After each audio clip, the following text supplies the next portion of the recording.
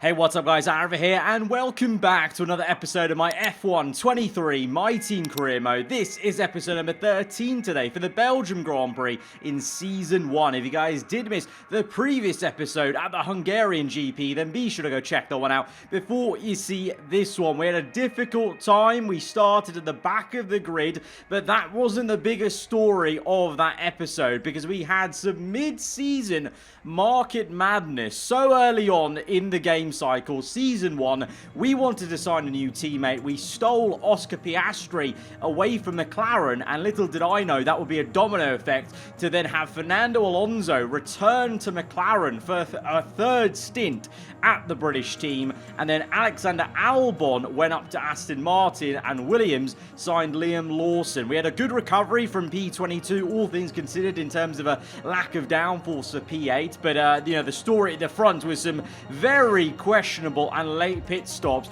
as people converted from a 1 to a 2 stop. Carlos Sainz managing to get a couple of points on Verstappen in the championship, and Russell getting his third win overall in the season. Back-to-back race wins it was for the Mercedes driver as they look to continue their charge up the table in the constructors, and we continue to try and bring upgrades to the car. We've got 4 upgrades pending for this upcoming race weekend, which is absolutely insane because you've got to remember we are on reduced R&D. I double checked, we are still on reduced R&D, but we've got over 2,000 R&D to spend, which is what I mean. I don't know what these balance changes have done, but we just have enough R&D to go ahead and purchase one durability upgrade, and I'm so glad I waited to see about these upgrades because, of course, both of the downforce upgrades, front and rear, probably the most important upgrades I wanted on the car as soon as possible, both of them failed, so we had to repurchase them. So I'm so glad we didn't bother spending R&D on new upgrades, because then also the chassis upgrade failed. So we had 4 upgrades due for this race weekend, and we've only got 1 of them. 3 of them failed, so I guess maybe, all things considered, that's balanced it out because we've eroded all our R&D down to under 1,000 because we had to repurchase 3 upgrades there. The engine power upgrade did come in though. Ironically, out of all the departments, that was the one I really didn't mind if that failed, but to be fair, I think that upgrade had already failed once before, so it was guaranteed to come in. So we very much still have the best engine on the grid by a very decent margin, but we're lacking a bit of downforce on the car, and also that chassis upgrade for the tyre wear would have come in handy around Spa, but that won't matter. We still have a small little uptick in performance in terms of the R&D chart. McLaren make a bit of gain on us, so it's very tight between Ferrari, Aston, ourselves, and McLaren. Mercedes make a step forward this race weekend to try and bridge the gap to Red Bull, trying to build on that momentum that obviously Russell just had from 2 wins back to back. They've looked quite impressive. You know, Red Bull seem to have some lightning race pace in terms of with Verstappen around the Hungaroring, but the tyre wear was a bit questionable for him and also the Ferrari team. So just showing the tyre compounds and tyre wear still a big factor. Even though we've maybe solved a lot of our tyre wear, there's maybe still performance to find in that area of the car for other AI teams as well. But we come to Spa, and I think this should be a good Grand Prix for us. Yes, there are some very high-speed corners, but the way the nature of the handling works, the Hungaroring, we were really struggling with mid to low-speed corners with a lack of downforce. At high speed, you don't really feel it because you're going so fast, the air is flowing over the car so quickly. I think it doesn't matter as much with the handling model in this year's game compared to low speed to medium speed, and we're showing that pace in Q1, P10, but more importantly, Piastri, our teammate, for the first time I think ever, has got into Q2 in this career mode save. So that's a very positive sign. I'm more excited about Oscar getting through than I was in terms of our performance, because that shows that the car is going in the right direction, and that also maybe Piastri, signing him, was the right move. Yes, he didn't score points last episode, his first race, but it's his first race. You've got to give him a little bit of slack. So let's see how he does in this second race, feeling a bit more comfortable with the team. For us, I think there is time to find. That first flying lap wasn't amazing, so we've gone for a second one, really wringing the neck out of the car, because I know there's more time to find than just what we've got right now. And you can see there, into that right-hander, we've gained nearly about 2 tenths. It was red in the first sector, because the first sector is all about straight line speed, so I hardly improved on that, but there's improvements to be made in the second sector, going really aggressive on the curb, and way too aggressive. Oh, we've stuffed it. Oh, okay. We probably would have got into Q3 comfortably, even just with the 2 tenths, maybe like one or two more, but we've overcooked it there on the curb, and that's going to be the end of our qualifying, unfortunately. There was no time left. That was the end of the session, so I know we could have at least been, you know, P9 minimum, like P10, where Zhou Guanyu is. The fact that Alfa Romeo has got into Q3 compared to us and the McLaren boys is quite surprising. To be fair, it's not all bad news in terms of Lando, Fernando. They're both near us. Both McLarens are near us, and they're our kind of nearest rival below us in the championship. And you've got Alexander Albon there as well on the Aston Martin. Quite nice that all the people that have moved seats are quite close to each other on this starting grid for, remember, Saturday's sprint race, because Spa this year is a sprint weekend. So we've got a sprint race coming up around Spa-Francorchamps on the Saturday. This was qualifying on the Friday. I would say that gives us a good chance then to kind of make amends for what happened there in qualifying. But we come to Saturday and it is a washout. We've got a wet sprint race here at Spa. I believe proper race day on Sunday should be dry, so this will be a bit of an unorthodox kind of, you know, odd one out session, but we've got to try and make the most of it as we go to 5 red lights for this sprint at Spa for the very first time from P12 on the grid. It's all intermediate tyres. We get a good start versus Norris trying to get to the inside at turn 1, but he follows us through. We both go for the double overtake on Zhou Guanyu and maybe Lance Stroll. Norris gets caught up with the Alfa Romeo, pinched in on the inside. We thankfully made it through a little bit towards the middle of the circuit, and we're side by side with Stroll up Radion through to the Kemmel Straight. We don't blink at all and keep our foot firmly to the floor and get up into P9. That's a pretty good start, to be honest, in these kind of conditions.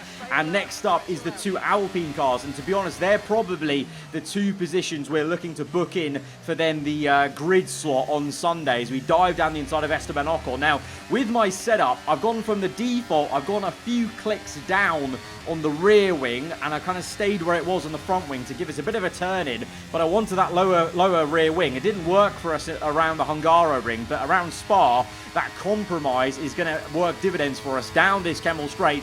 As you can see, we just overtook Ocon, and now we're having a go at Gasly. We're purple in the first sector in these conditions, side by side with the Frenchman. Little bit of contact maybe made. Gasly manages to keep the position on the inside, and as we come through down the hill, my engineer says we've got damage to the underfloor. I don't know where on earth from. Like maybe the curb that I mounted a little bit going side by side with Gasly, but I was quite surprised because I don't think I took that curb very aggressively. So we have to reconvene and go again to try and chase after Gasly. Up ahead, it's all very Noah's Ark, 2x2, Mercedes, Ferrari, Red Bull, and there's only 8 laps of this sprint race because Spa is a very long lap, of course, as we send it to the inside of Gasly. We learnt from the first time. We go to the inside this time and manage to get that, and pretty much from then on, nothing really happened. Gasly actually had a retirement. Ocon now is behind us in P8, and to be fair, as we went on through this race, I think there was a bit of tyre wear that I was feeling clearly on these intermediates, or just the conditions. I don't know what it was, but the car was getting slower as we went through the race. Maybe it was actually that underfloor damage because Ocon is now right on us, but we're going to try and make sure we just book in the P7. It will be 2 points, I believe, in this sprint race, but that's not really what I'm focusing on. It's going to be a P7 for tomorrow's race start, the full Grand Prix. Verstappen wins this sprint. Like I said, it is Noah's Ark, 2x2, I think it was. So Verstappen, Perez, the 2 Ferraris, I think Leclerc was in 3rd, Sainz 4th, and then the 2 Mercedes cars. So we are pretty much, well, we are best of the rest. That's as good as we could have hoped for, especially with a wet intermediate track where the setup is very much geared towards the Sunday race, which is going to be bone dry, I believe, looking at the weather forecast. So a very odd one out sprint race with some rain here, but we've made amends for what happened on Friday in qualifying. Piastri finished up in P12, so he's just 2 positions away from the top 10. So I'm really hoping for the first time maybe today in this episode, both of us could be scoring points today for AAR. But let's go to the grid then and see how we do. Welcome to this visit to the Ardennes countryside. Spa-Francorchamps hosted its first Grand Prix back in 1925, and this historic track is loved by drivers and fans alike. And us here in the commentary box too. So it's a warm welcome from the Belgian Grand Prix. So here we are once again, ready to go racing through the Ardennes forest. 4.35 miles of long straights, fast corners and massive elevation changes. It makes this not only one of the most exciting circuits on the calendar, but one that makes for some consistently high quality racing as well. Simply put it, there's no place quite like it. Before we begin, let's take a quick look at the grid lineup for today's race. World champion Max Verstappen starts from pole position. Sergio Perez lines up alongside.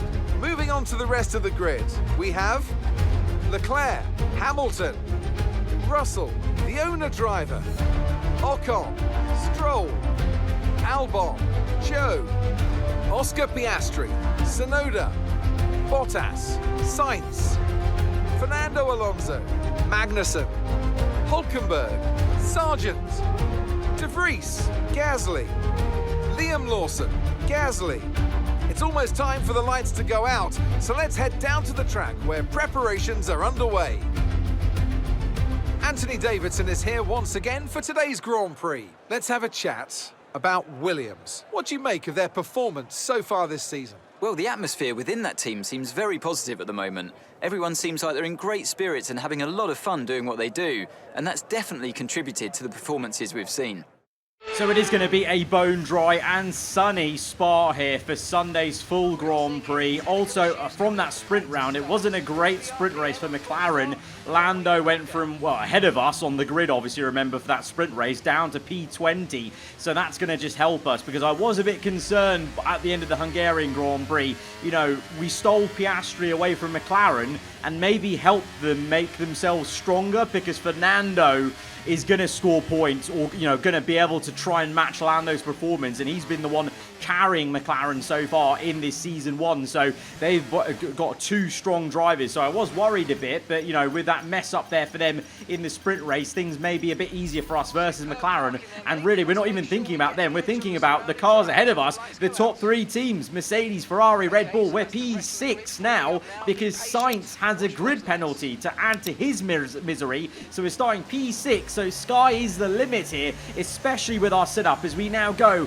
to 5 red lights. The Belgian Grand Prix is underway. It's a howler of a start for Leclerc. Slow one for Perez. We get pinched in as Russell is trying to be the hero, making the double overtake on his teammate and Leclerc. We didn't know where to go exactly. Instead, we've gone to the outside, and actually in the end of it, we've come out the better man, because we got Russell and Leclerc at turn 1. We're up into P4, and we're pushing Hamilton up the hill with the better exit and just the pure engine power we've got, deploying ERS underneath the rear wing of the 7-time world champion to the inside now to get up into P3, get the elbow out to make sure we book in that position. And we did that so much so that Russell has actually followed us through for P4 there. So it's Verstappen from Perez, myself in third place now, the two Mercedes cars, Leclerc P6. You can see Sainz is down there in P13. Piastri is up into P8. Go on, son.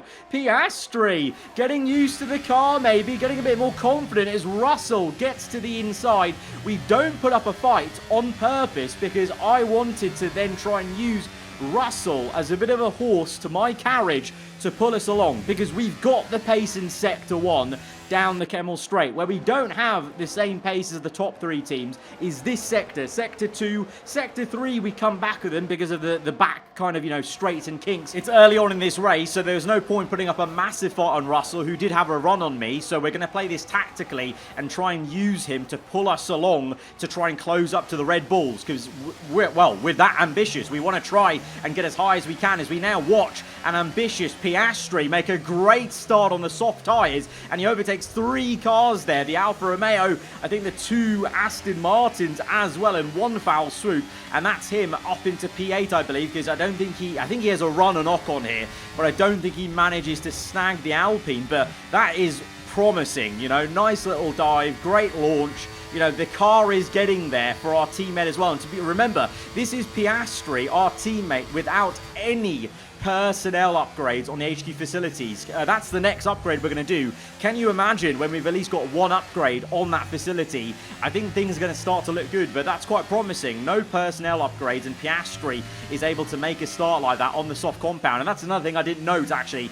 We are on the mediums, as you can clearly see. Russell is as well. Perez 2 in P2 there. Verstappen is on softs. Hamilton behind us is on softs, and he's struggling on lap 3. I've already gapped him by a second, thanks to also being behind Russell, giving me a long-range tow, and obviously DRS now on lap 3 as well. So we're pulling away from that pack, which is kind of in a bottleneck from Hamilton being quite slow on the softs. And it's not just him, Verstappen slowing up. As we go on to lap 6, we've got the fast lap of the Grand Prix, thanks to the DRS train we're in here. And look at that, all 4 of us now are together in a bit of a pack, and Verstappen is basically being chased down by all of us on mediums, because already on lap 6, those soft tyres are pretty second-hand. And after sitting behind Russell for 5 laps, I think this is the time now to pounce as we use a bit of battery to get to the inside of Eau Rouge, side by side, up the hill. And it's a great move on a Mercedes, and it's not on lap 1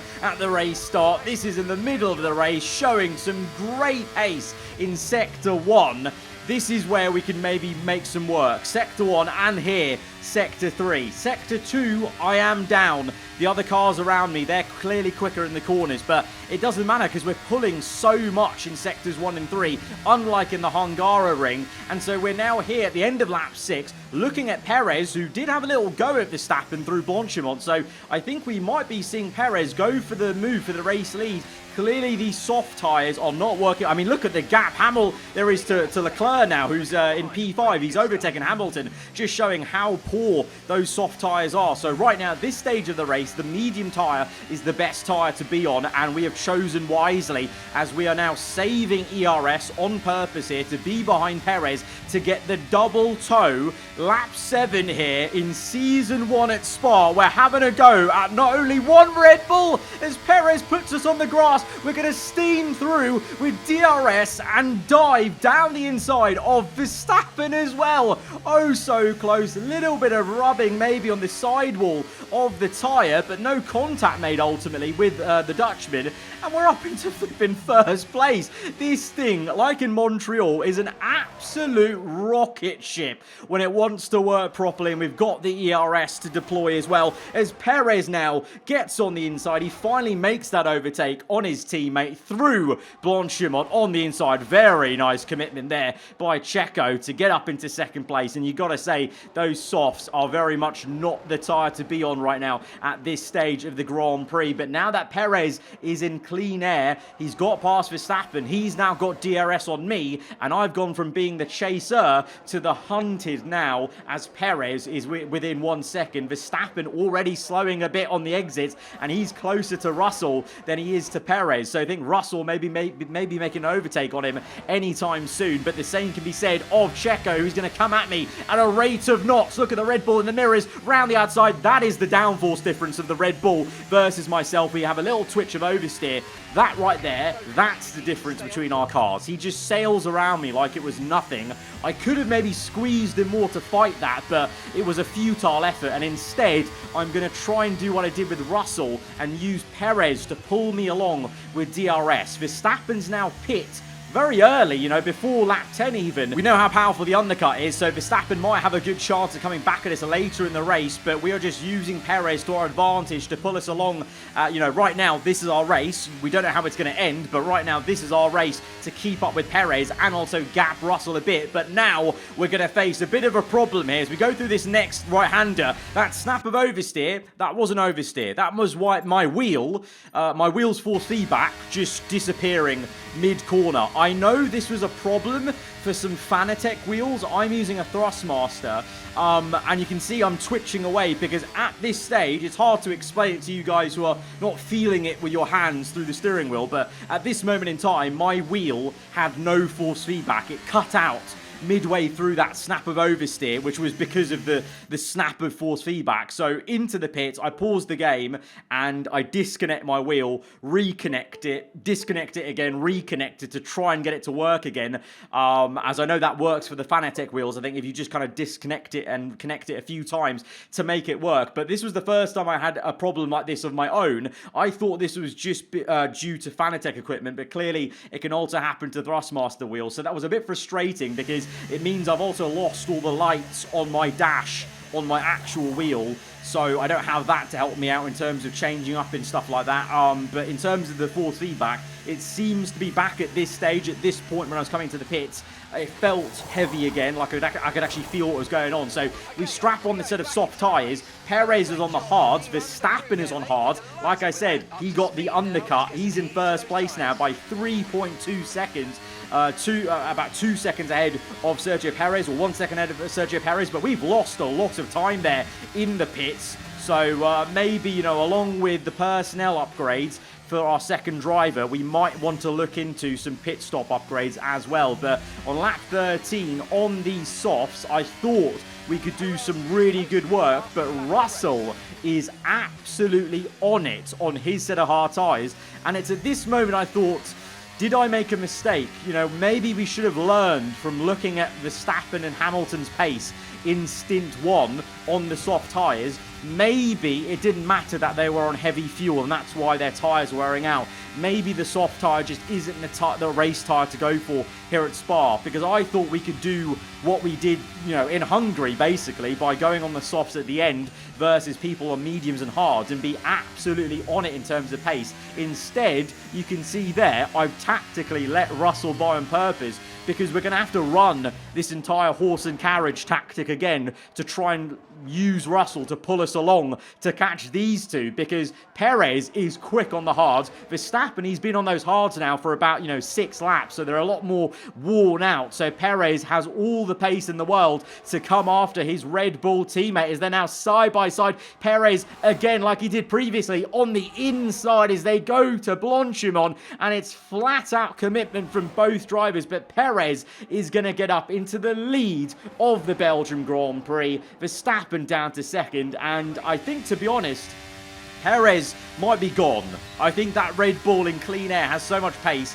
He is gone now, actually. Lap 17, look at this. We're using the DRS on Russell, but look at the pace difference this time. Compared to the stint 1, I'm 8 tenths away from Russell. I'm not like 4 tenths away. And that's because, I should have seen it. The writing was on the wall in stint 1. These softs aren't very good in Sector 2. They're not giving me the grip I thought they'd do. And the hard tyres are actually working really well. So on lap 18, Perez is nearly 2.6 seconds ahead of Verstappen. We're now all nose to tail because I've used a lot of battery to close up to Russell and Verstappen. So we're desperately trying to make something work to maybe get on the podium today as we watch a battle for P7 and 6. Albon through into P6, Ocon with a lock-up down at the end of the Kemmel Straight. Leclerc is in P5, Sainz recovering in this race in P10 after his grid penalty, and Fernando Alonso in P9 for McLaren. Lando down in P14, so a tough race day for McLaren and also for Carlos Sainz in the Ferrari. Albon doing well, to be fair to him,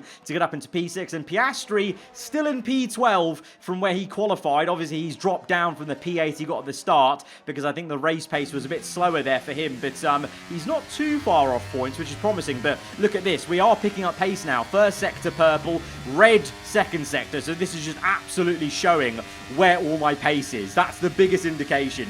Purple first sector, red the second, I think probably green last sector, as we now are within a couple of tenths of Russell as Fernando Alonso is out of this Grand Prix. The McLaren is going slowly, and in his second race only, it's going to be a DNF for Fernando at McLaren.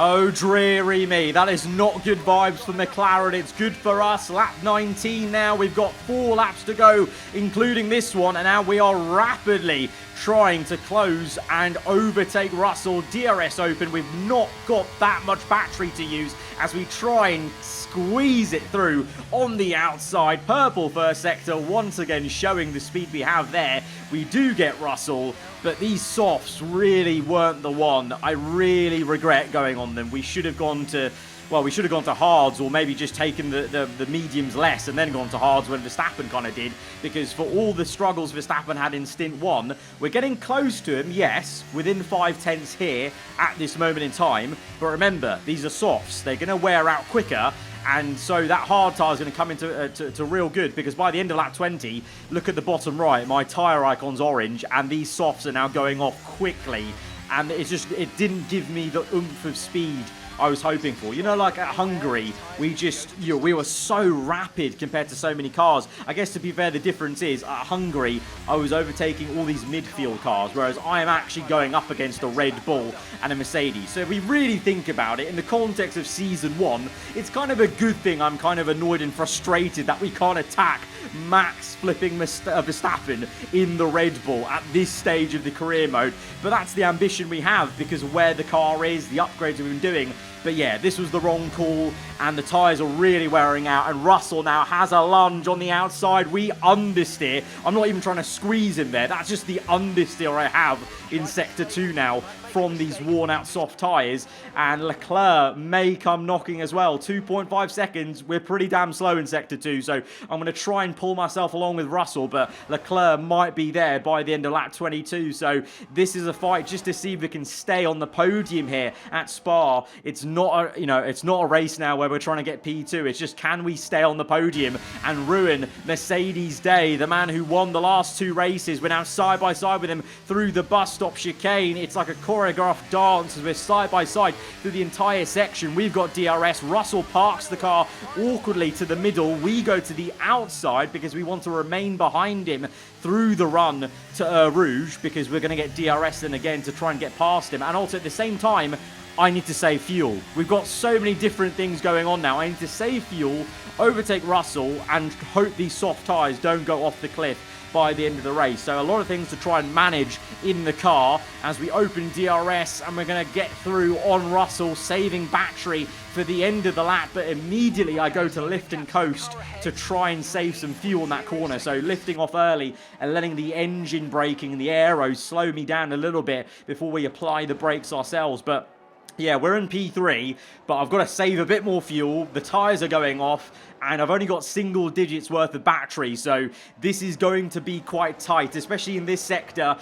Russell has all the pace in the world. You know, you saw how quick he was on the previous lap, and again, he's going to be great as we go through Pouhon. These tyres are just giving me so much understeer and just not the exit you want to see as Russell goes for the copycat move on the outside, and I have nothing to answer for it. We get close. There's a bit of a wobble for him. I try my best to go around the outside, but I was going to understeer cleanly off the circuit, so I had to pull out of that, and Leclerc now is behind me. He's gained 2.5 seconds in 1 lap, and Russell has pulled away through those 2 right-handers. We're deploying all the battery we have left.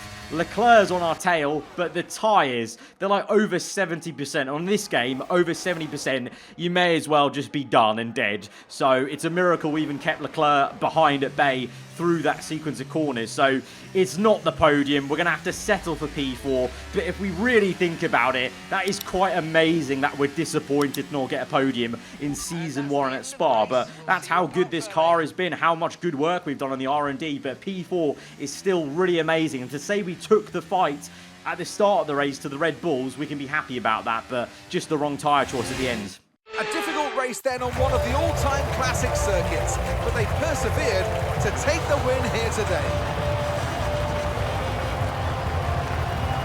Tell me, Ant, how do you think they were able to deliver such an incredible result today? But they certainly stood out as a driver with tons of confidence on the track. I think their ability to keep their cool, even during some of the more hectic parts of the race, meant they were able to capitalise on the mistakes of other drivers, giving them the opportunity to make their way to the top spot with ease. Red Bull are our winners today after showcasing some incredible driving. There's been a huge push from them lately to stay competitive with the other teams, and they're certainly proving themselves. Well, Perez has done himself some good here. I mean, a lot this season he's looked very second-hand, so this is good for him to prove to himself he can still win races in the Red Bull car. But Verstappen in second place, you know, with Sainz, I think Sainz got a penalty in this race because he was running in the points in the lower end, but I think he's out the points now, so Verstappen is going to gain back the 18 points that Sainz got on him effectively in the last, couple of races, basically. So the gap was under 10 points from Verstappen to Sainz. It's now going to be well over 10 points here because, Sainz, he didn't score any points. And Piastri did! Piastri scored a point, so Sainz was in, I think, P9, but he got a penalty, and that elevated Piastri up to P10. I think he was running P11 on the road. Get in there! So for the first time this season, both of our cars have scored points. It's only 1 point for Piastri, but you know what? I call that progress. That is the car coming good without any teammate personnel upgrades as well, but Verstappen back in the driving seat in the championship, Red Bull in the driving seat for the constructors. But Piastri gets his first points of Formula 1 on the board, and it's for our team, not for McLaren. That's good for us. McLaren will be annoyed at that, and they'll be more annoyed because Fernando Alonso had that DNF. So all in all, pretty positive Grand Prix there. Our race was pretty entertaining, fighting the Red Bull cars. Piastri showing progress as a driver and the car as well. So we are getting there. We're chipping away, and we're doing well. Remember, we just repurchased those 3 upgrades for next episode. So Zandvoort, we have a guaranteed 3 upgrades coming on the car, 2 downforce, 1 chassis. It is game on at the Dutch GP. But guys, if you have enjoyed this one, hit the like button. Let me know what you thought in the comments below. And if you're around here, then do get subscribed for weekly Formula 1 content. And I'll see you guys next time. Goodbye.